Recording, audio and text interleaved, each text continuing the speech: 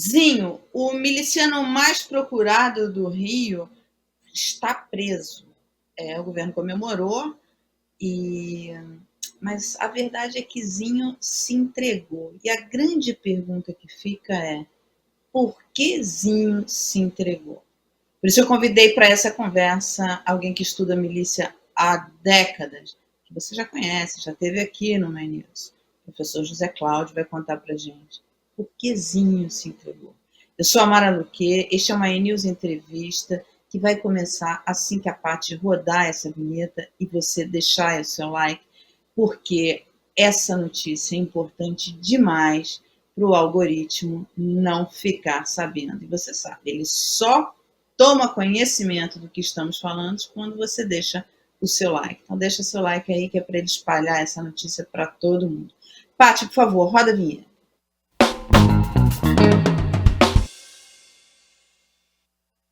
Professor José Cláudio, muito obrigada. Te tirei nesse início da última semana, no conforto do seu descanso merecido, porque o assunto é sério. E a pergunta que eu me fiz vendo o noticiário dos últimos dias é: por que Zinho se entregou?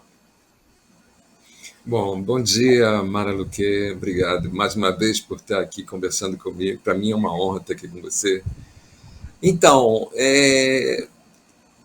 a pergunta, Mara, é o seguinte: como é que um cara que há mais ou menos, sei lá, um mês atrás, um mês e pouco atrás, incendiou 35 ônibus, incendiou um vagão de trem, teve o seu sobrinho assassinado e parou a cidade do Rio de Janeiro a partir desses ônibus incendiados. Como é que ele simplesmente se entrega? Então, essa é a grande pergunta. O que ocorreu de lá para cá? Essa é a reflexão que nos faz pensar quais são as movimentações que estão ocorrendo. Então, eu vejo que entre o incidente dos ônibus incendiados e agora houve um grande evento, e esse evento, para mim, é o definidor dessa ação do Zinho. Primeiro, o Zinho sabe que o irmão Carlinhos Três Pontes foi assassinado, e disseram que iam resolver o problema da milícia com o assassinato do irmão dele, que era o líder dessa mesma milícia lá em 2014, e esse assassinato não resolveu. O outro irmão dele assumiu, o Eco, aí transformaram o Eco em grande fascínora, mais procurado pela polícia no Rio de Janeiro, aí assassinam o Eco em 2021, dizendo também que iam resolver tudo com essa morte. O problema não resolveu porque Zinho assume, então, numa dinastia familiar, essa liderança. E agora eu acho que o Zinho, diante do quadro que ele está percebendo, ele falou: eu sou o próximo da vez, eu vou ser assassinado, vou ser morto, não tem como escapar dessa estrutura. E aí ele se entrega. Mas por que agora ele se entrega agora? O que fez essa diferença para ele se entregar, já que ele veio lidando com essa estrutura toda da segurança pública, de todas as formas que a gente sabe que rola pela corrupção, pelo suborno, pela proteção, pelos vínculos que a milícia tem por dentro do Estado, com a estrutura de segurança pública, com a estrutura política, né? Aí nós estamos falando de deputados, governador, toda essa estrutura política e jurídica, né? O judiciário também. Então, o Estado como um todo, executivo, legislativo e judiciário, estabelecem relações com essa estrutura miliciana e com o próprio Zinho, que é o seu líder. O que fez isso se modificar para que ele se entregue agora, nesse momento? A meu ver, a explicação se dá há 7 dias atrás, mais precisamente, quando a deputada estadual Lucinha, ela é simplesmente colocada, afastada do seu cargo pelo Tribunal de Justiça do Estado do Rio de Janeiro, em função de investigações que a Polícia Civil e o Ministério Público Estadual estão fazendo, e que são essas investigações da proximidade, da relação dessa deputada com o Zinho. Então, eu acho que nesse momento, nesse afastamento, essa perda de poder por parte da Lucinha, faz com que a luz vermelha acenda para o Zinho.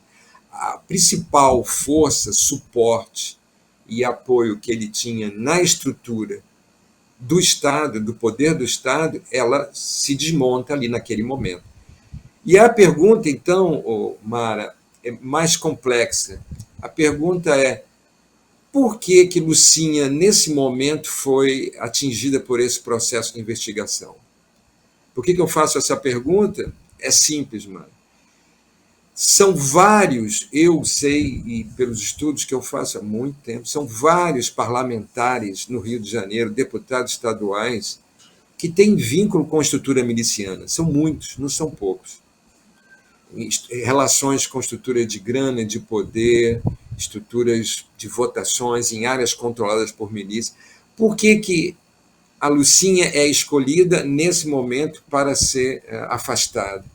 Por que os vários outros demais eles não são atingidos até esse momento? A meu ver, isso só tem uma explicação: são as movimentações políticas para as eleições de 2024, as eleições municipais, que são as eleições mais importantes da história do país. A base local, a base muito próxima, muito frontal na estrutura do poder político brasileiro, essa base começa a se modificar, a se movimentar para 2024. E aí, nesse momento, Lucinha é uma peça do jogo, do grande tabuleiro, que é retirado. E isso vai transformar o tabuleiro como um todo.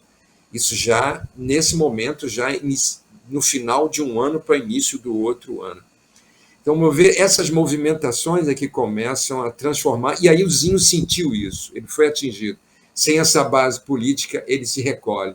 E ele fala: eu serei o próximo, agora eu vou ser morto mesmo, porque eu já não tenho mais nenhum interesse para essa estrutura, porque essa estrutura vai ser reconfigurada.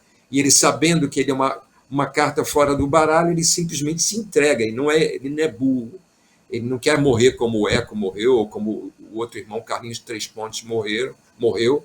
Ele quer sobreviver para minimamente tentar perpetuar algum tipo de ganho ou alguma estrutura que ele se mantenha. É assim que eu vejo a rendição do Zinho nesse momento. Professor, essa é uma tecla que você tem batido, da importância das eleições municipais para os grupos armados. Você falou isso aqui, depois você foi convidado pelo Conselho da Firjan para falar, eu estava lá presente e vi, você reforçou isso. Cheguei a perguntar para o ministro Dino, que fazia parte da reunião, como é que o governo, o presidente Lula, enfim, ele estava pensando, agora ele vai para o STF, enfim, mas pensando em como agir para blindar as eleições municipais, para que as eleições municipais não sejam capturadas pelos grupos armados. Você agora está dando um exemplo claro disso, enfim, que essa movimentação no jogo político para as eleições de 2024 é que fez com que o Zinho se entregasse. Eu tenho alguns pontos, eu acho que isso tem alguns pontos que a gente precisa prestar atenção. O que a justiça eleitoral pode fazer, pode contribuir, deve fazer para não deixar que as eleições municipais sejam capturadas pelos grupos armados? O primeiro ponto que a justiça tem que fazer é estabelecer base de investigação. A justiça não investiga, é verdade, mas quem deveria investigar é a estrutura da segurança pública. Como ela está comprometida, a justiça acaba ficando refém desse comprometimento. A polícia, a estrutura policial, a estrutura de investigação, a estrutura, principalmente da polícia civil, ela deveria estar toda ela montada, preparada, adequada para investigar cada uma dessas pessoas. Não são os que vão vir como candidato. Como eu estou dizendo, você tem que investigar toda a estrutura. Então, são os deputados federais, deputados estaduais, é o próprio governador do estado, que agora tem várias denúncias, você deve estar acompanhando as várias denúncias em relação à estrutura de corrupção montada pelo governo Cláudio Castro. você tem que investigar tudo isso e trazer isso com a maior velocidade possível à luz para que essas figuras possam ser impedidas, obstruídas. E isso não ocorre, infelizmente. Então, a nossa fragilidade está aí. Você não consegue identificar, não consegue, pelos processos que deveriam ocorrer dentro das estruturas do judiciário, atingir essas pessoas comprometidas. Eu vou dar um exemplo para você, Mara, como é complicado. Há 2 meses atrás, aproximadamente 2 meses atrás, o atual secretário de Polícia Civil, um delegado chamado Marcos Amin, ele é transformado em secretário da Polícia Civil. Mas, para isso, a Alerj modificou a lei orgânica das polícias civis no Rio de Janeiro, da Polícia Civil no Rio de Janeiro. Por que essa modificação ocorre? Porque ele não tinha tempo suficiente como delegado para assumir esse cargo. A lei orgânica dizia que a pessoa tinha que ter, no mínimo, 15 anos como delegado para poder assumir cargos maiores de chefia. E ele só tinha 12 anos. Então, os deputados alteraram a lei orgânica, um casuísmo total, absoluto em relação a isso. Por que a Alerj faz isso? Simples. O governador Cláudio Castro mandou uma comunicação para a Alerj propondo disponibilizar 4 bilhões, eu estou falando de 4,5 bilhões de reais, cuja origem são os fundos temáticos, ora, os fundos das várias secretarias estaduais, que não utilizaram esse recurso durante as suas gestões e que, portanto, esse recurso estaria disponível. E o Cláudio Castro manda uma comunicação, uma mensagem dizendo: vocês, Alerj, decidam aonde esse dinheiro será aplicado. Então, a Alerj acolheu essa mensagem, aceitou, e um dos pontos aonde essa verba de 4,5 bilhões de reais pode ser utilizada é no pagamento de salários. Ou seja, toda a movimentação agora dentro de secretarias, cargos de chefias, todos os projetos a serem desenvolvidos, e a área de segurança é uma área cada vez, tanto é que foi criada, voltou-se atrás, o próprio Cláudio Castro volta atrás e cria novamente a Secretaria de Segurança, que unifica a Polícia Civil e a Polícia Militar sobre uma secretaria, que antes estava separada. Então, todas as movimentações de recriações de cargos, de funções, de chefias, tudo isso agora entra no jogo, entra no radar dos interesses, porque é por ali que se obtém grana. É por ali que se obtém grana para ser jogada na política, na campanha eleitoral de 2024. Então, há uma movimentação que começa do governo federal, governo Cláudio Castro, e vai descendo deputados estaduais e vai chegar nas bases municipais das eleições. Essa é uma movimentação que a gente assiste e vê, ela é mais legal, ela é mais visível. Mas ela ser visível e legal não nos ajuda muito. Por quê? Porque há uma comunicação desses 4,5 bilhões de reais com todo um universo que é ilegal, que é invisível, que é miliciano, que passa por várias estruturas de corrupção, de crimes, de estruturas muito mais poderosas, e elas estão comunicadas, há uma comunicação. E quem é que faz essa comunicação? A própria estrutura política, a própria estrutura da segurança pública. É ali que rola os acordos, as comunicações, quem é que sai, quem é que vai entrar no lugar do Zinho? Pode ser, da família dele, eu acho que não tem. Talvez até possa ter. Mas qualquer um que entrar, vai entrar nessa estrutura, vai ter que pagar a estrutura de suborno, de corrupção para sobreviver, vai ter que garantir votações em determinadas áreas onde esses donos do poder querem votações e querem grana. Só os que vão pactuar disso, dessa negociação, só os que vão aceitar os novos termos desse edital que foi lançado agora, em cima da milícia do Zinho, é que vai sobreviver, porque é assim que funciona há décadas a estrutura do crime organizado, da estrutura do poder do Estado e da segurança pública no Rio de Janeiro. Então, é algo muito mais complexo, muito mais fluido, muito mais de uma movimentação muito mais rápida do que a gente é capaz, muitas vezes, de identificar. Por trás de gestos como esse, de uma prisão, e essa prisão é toda combinada, é toda articulada, isso não é uma coisa, o Zinho acordou um dia e falou, pô, vou me entregar. Não é assim. Isso está movimentando muitos interesses. Milícia, Mara, e internautas que acompanham aqui o My News, My New Internet, ou internautas. Milícia não é mais um jogo de um grupo pequeno de pessoas, de um líder que quer agora montar o seu negócio para ganhar. Milícia deixou de ser isso há muito tempo. Milícia agora é um jogo muito mais pesado.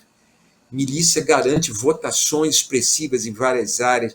Milícia movimenta milhões de reais em negócios que ela movimenta e um dinheiro ilegal que se articula com o dinheiro legal. E é dessa articulação do legal com o ilegal que ela obtém uma potencialização significativa desse ganho todo.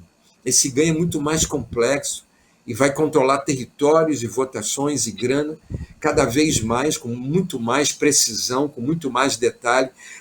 Uma entrega do Zinho, o novo líder que for assumir, mesmo que ele dispute com vários outros grupos, como essa milícia já vem disputando com outros que fizeram dissidência do grupo originário, mesmo que tudo isso role, ela ainda é uma milícia com muito poder, com muita capacidade de negociação, e aí vai se estabelecer novas bases para que continue. E essa negociação passa por esferas muito superiores, meramente, a daquele grupo armado ali na rua, operando, matando, assassinando ou restringindo a liberdade das pessoas.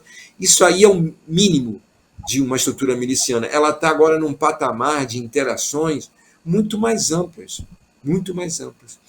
A ponto de mesmo o governo Lula interagir com eles.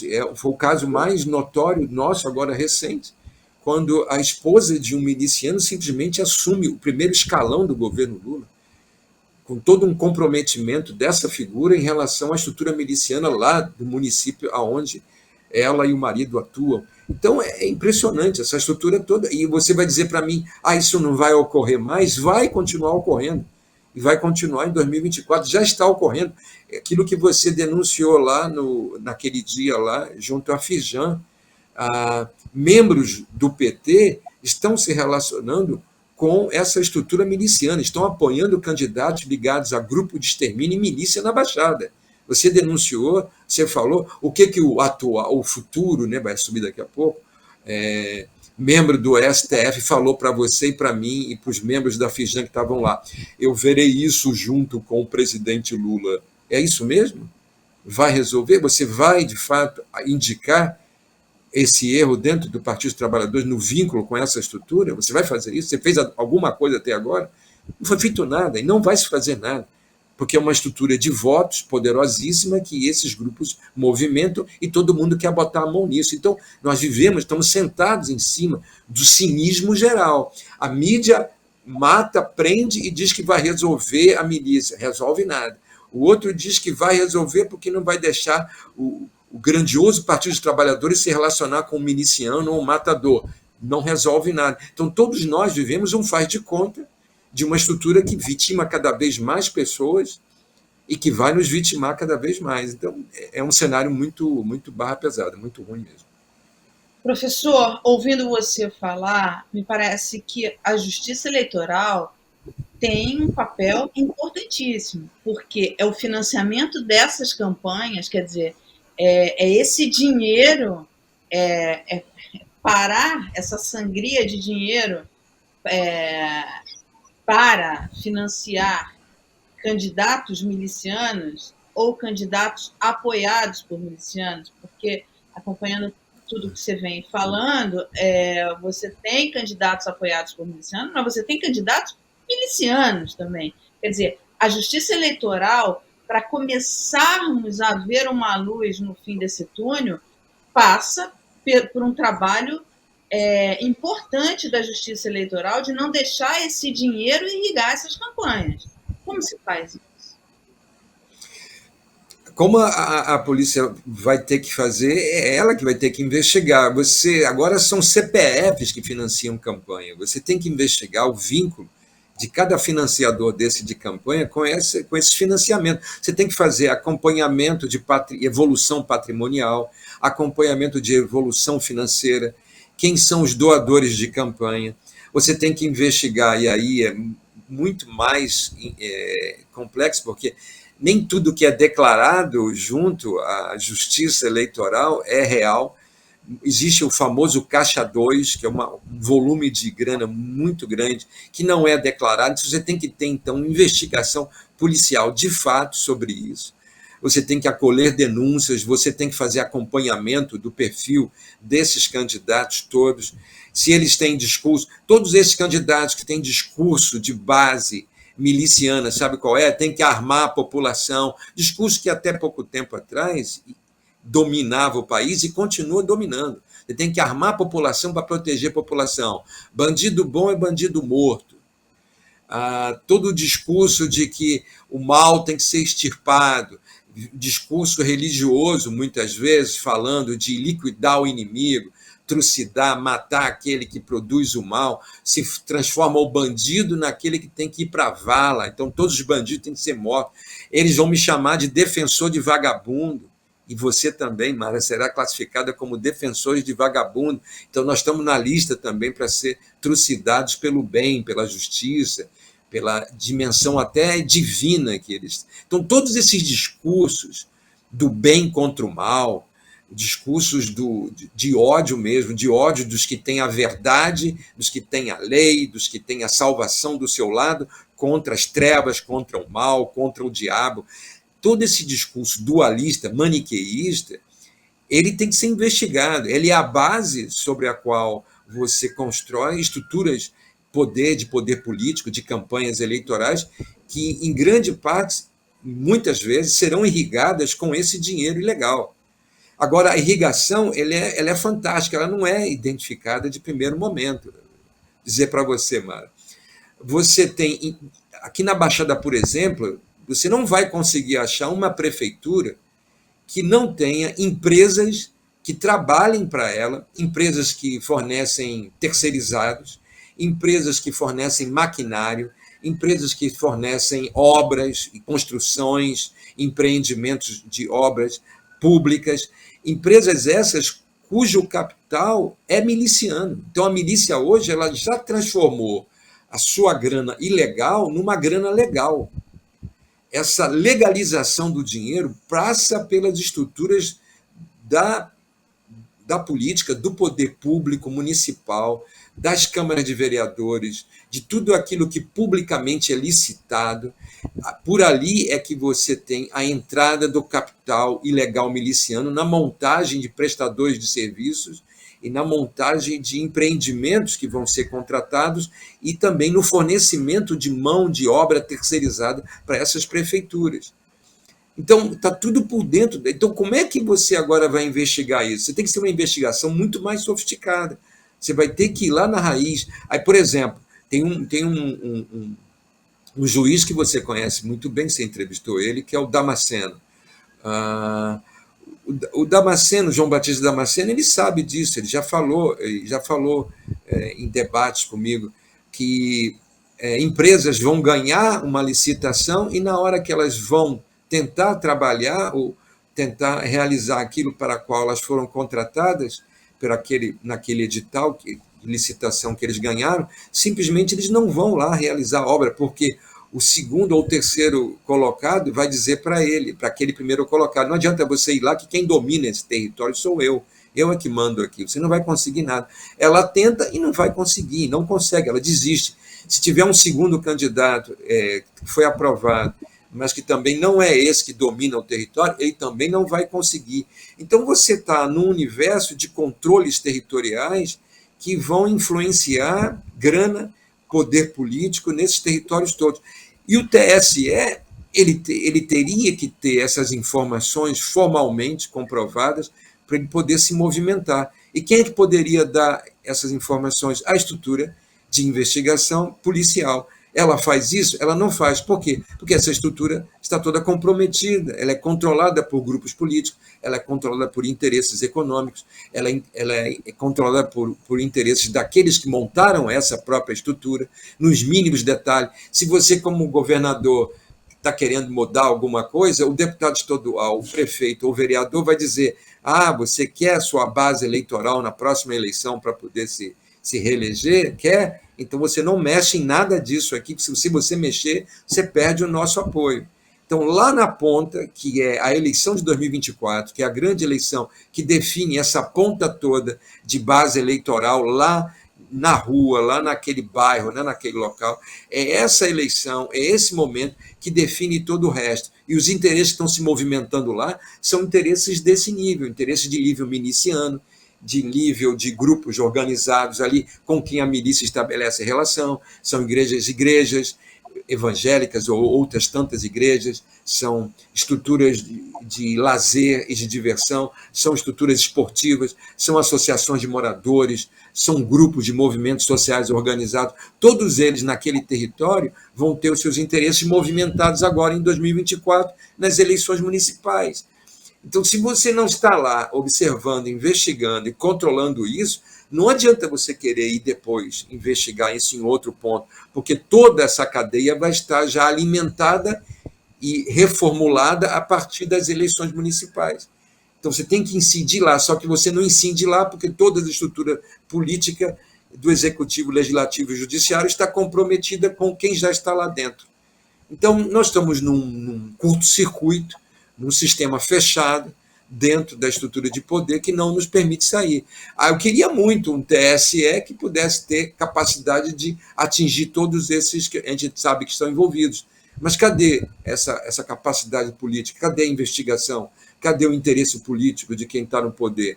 Isso não existe. Então, nós estamos simplesmente fechados num labirinto, não tem saída. E é assim que eu, pessimisticamente, olho para tudo isso. Toda vez que eu converso com você, eu fico bem preocupada, professor.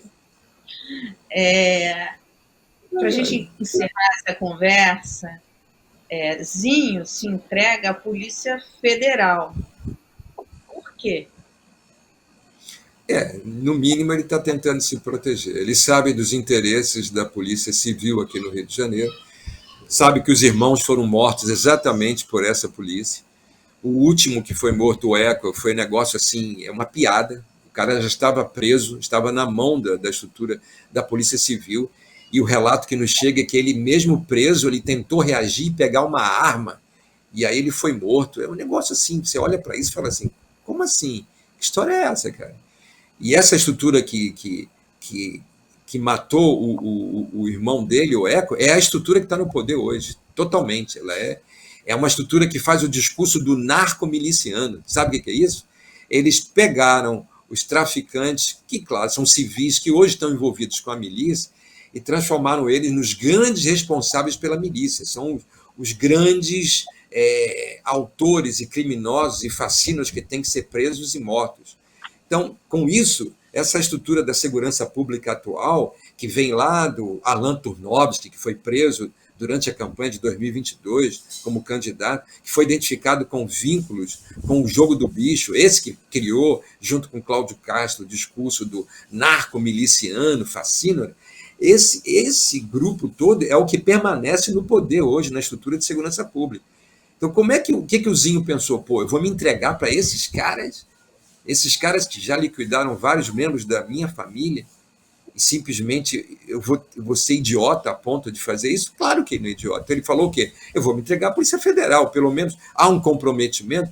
Sim, pode haver esse comprometimento, mas eu tento minimizar ao máximo esse comprometimento para não ser liquidado na mão desses caras. E é exatamente isso que ele fez. Então, ele, nesse sentido, simplesmente está tentando salvar a sua pele. É isso que ele fez. Então, está na mão da Polícia Federal essa investigação complexa que você falou para identificar os caminhos do dinheiro que irriga as campanhas eleitorais? Mara, você se lembra da resposta do Flávio Dino lá na Fijan? Ele falou que ia falar com Lula. Se lembra que ele falou que ia falar com o Alexandre de Moraes, que é hoje o presidente do Superior Tribunal Eleitoral? Ele falou isso. E aí? A Polícia Federal seria, talvez, a menos comprometida com essa estrutura toda aqui no Rio de Janeiro. Mas e aí? Cadê a vontade política? Vai fazer mesmo? Não é ficar em portos, aeroportos e rodovias. Isso Isso não significa nada. Essa participação, porque com isso nós vamos impedir a movimentação de drogas e de armas. Eu não estou falando de drogas e de armas, estou falando de dinheiro e voto. Então, drogas e armas dá dinheiro e dá voto? Sim, dá dinheiro e dá voto. Mas drogas e armas são a única fonte de dinheiro e de voto? Não. Existe todo um conjunto de, como eu falei aqui, de valores, de recursos legais e ilegais movimentados para dar grana e voto. E é nessa relação da dimensão mais ilegal, por onde passa a milícia, que vai se conectar com o Estado, que a gente precisaria ter investigações muito mais significativas do que a que nós temos. Então, o STF do Flávio Dino, aliás, o Ministério da Justiça, não sei quem que vai assumir, é o Capelli, que estava lá na reunião também, ele que vai assumir, eles têm interesse, de fato, em fazer uma investigação pesada no Rio de Janeiro para identificar essas figuras? Vão atingir, de fato, aqueles envolvidos? Eles estão com uma investigação sobre o Cláudio Castro, vai prosseguir para os deputados estaduais, para os municípios, para pegar prefeitos também, e vereadores, candidatos a vereadores e deputados estaduais que são vinculados a essa base municipal, vai avançar nessa direção? É isso que eu quero saber. Ele diz que vai fazer, que vai falar. O Alexandre de Moraes vai ter ingerência nisso, em puxar, em exigir, em estabelecer parâmetros e datas para a realização dessas investigações e busca de informações? É isso que eu quero saber. O Lula vai estabelecer restrições ao seu partido no vínculo com matadores e milicianos aqui na Baixada Fluminense, no Brasil como um todo? Ele vai fazer isso? É isso. Quero saber se tem essa capacidade. De fato, a Polícia Federal ela teria que ter uma estrutura para atingir o Brasil como todo. O Rio de Janeiro, tudo bem, é um estado pequeno.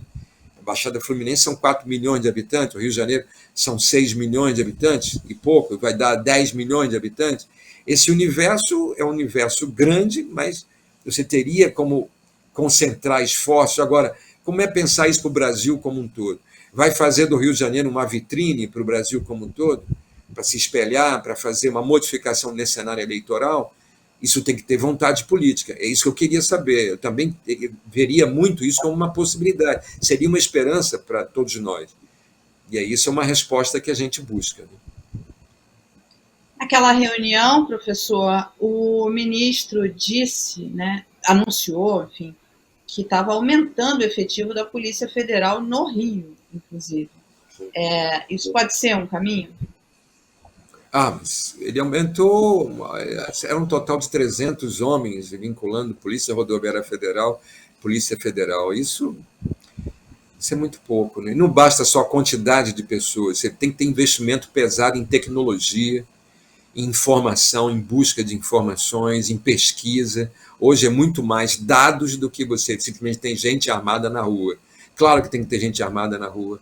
Você tem que fazer essa movimentação de pessoas para obter mais informações, você fazer apreensões de material, ida e apreensão em locais onde essas pessoas atuam, interceptação dessas pessoas nos locais onde eles estão. Isso precisa de gente, mas você precisa ter um aparato de investigação, de informação, de busca de informação e de dados muito superior, com muito investimento. Eu não vi isso.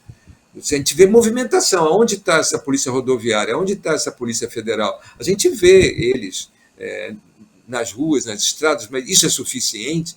A gente sabe que não. Você tem que ter uma orquestração de forças, um concerto de instituições, de entidades, de pessoas, de autoridades, junto com grana e junto com informações, muito superior a isso que nós estamos vendo aqui no Rio de Janeiro. Você tem que aumentar muito mais. Isso é insignificante. Essa é a minha visão.